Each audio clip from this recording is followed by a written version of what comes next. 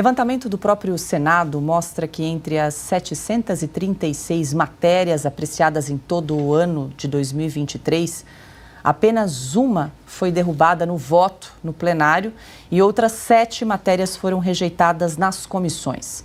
A única lei rejeitada pelo plenário do Senado tratava da criação de delegacias especializadas no atendimento à mulher.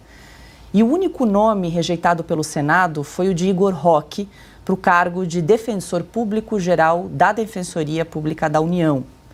Mais da metade das propostas aprovadas foram sugeridas pelos próprios senadores e 139 são de autoria de deputados federais. A Presidência da República também emplacou aprovações no Senado. 36 propostas assinadas por Lula passaram na casa. Silvio Navarro, que leitura que a gente pode fazer aí desse levantamento da atuação dessa composição aí do Senado?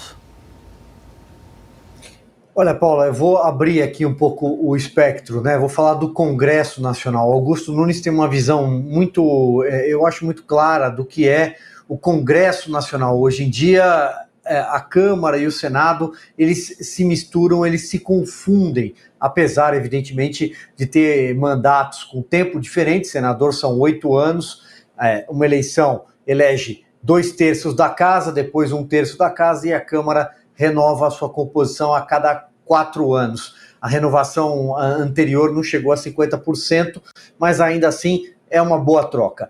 O que acontece é que o Congresso Nacional passou esse primeiro ano de governo Lula tentando entender o seu papel.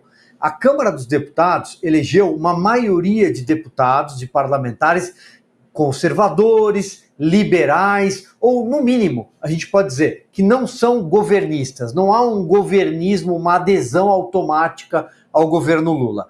É claro que Lula tentou cooptar os partidos, então ele bateu a porta das lideranças, e aí você tem a justificativa para ter um Juscelino Filho, né, União Brasil, você tem a justificativa para ter um Fufuca, você vai lá no PP, você vai tentando pegar um partido aqui e outro ali, e isso não se converteu em votos. Nós temos uma Câmara dos Deputados muito mais preocupada, e para quem vai a Brasília, para quem conhece ali, os repórteres reportam para a gente, relatam o que acontece nas comissões temáticas, há uma intensidade de debates, por exemplo, sobre questões que envolvem sociedade, família. Olha o que aconteceu com o marco temporal lá no Senado. Na Câmara dos Deputados, quando envolve, por exemplo, questões como droga, aborto, segurança pública, sobretudo, as comissões temáticas são muito ativas.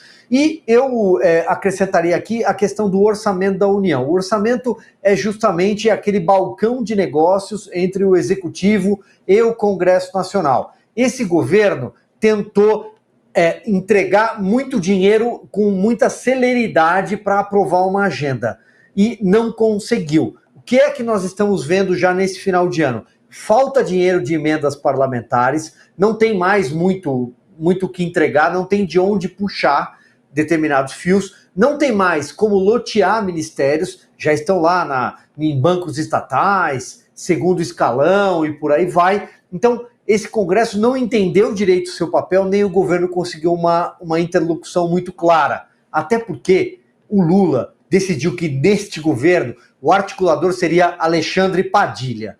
Bom, posso parar por aqui, né? Piotr, jogo para você aí, qual a avaliação que você faz da atuação, vamos ampliar aqui, como disse o Silvio, né, do Congresso nesse primeiro ano de governo Lula? O Senado sempre foi a casa em que o governo tinha uma maioria, difícil entender o porquê, mas enfim, uma maioria muito tranquila. Curiosamente, é o Senado agora quem deu alguma resposta, não exatamente ao governo, embora tenha tido essa reprovação, né, de um dos indicados ali do próprio governo, mas que deu uma resposta agora em relação à parte desse consórcio, do consórcio governo federal, Lula, né, e ministros do STF.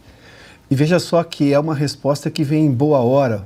O Supremo deve julgar na semana que vem a questão da lei das estatais, porque a Petrobras fez uma votação interna lá no seu conselho liberando contratação, por exemplo, de pessoas ligadas à política para ocupar cargos nas estatais, que é uma afronta à lei das estatais, que teve uma liminar do ministro Lewandowski, quando estava isso em março desse ano ainda, contrariando uma decisão do Congresso Nacional. Veja só a importância dessa decisão do Senado agora, que neste momento só quer limitar por hora decisões monocráticas de ministros do Supremo contra decisões do Congresso Nacional ou do Executivo.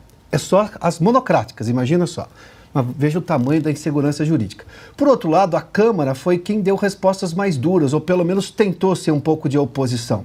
Na Câmara a negociação era mais dura, embora o governo depois, com a liberação de bilhões, na verdade, de emendas, conseguiu o apoio parlamentar ali também. Neste momento eu tenho um Senado que se rebela um pouco contra esse consórcio, ao mesmo tempo em que a Câmara agora vai ter que julgar essa decisão, vai ter que votar essa decisão do Senado, onde o Supremo, curiosamente, está colocando as suas esperanças de que essa decisão do Senado de reduzir esse ativismo do Supremo Tribunal Federal tem que passar pela Câmara. Daí a gente vai entender qual vai ser exatamente a independência, sobretudo de Arthur Lira, para comandar essa votação. Nós temos um governo que, sim, não tem maioria garantida nem na Câmara nem no Senado. Não é garantido isso.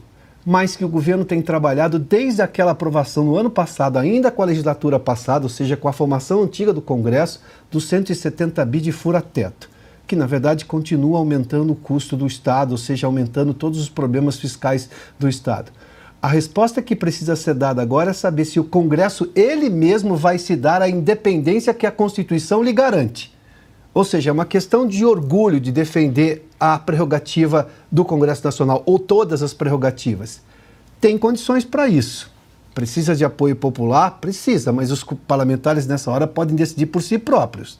E nós estamos falando justamente de afrontas às prerrogativas de um poder que ficou hoje alijado diante do consórcio que tem entre STF e o governo federal.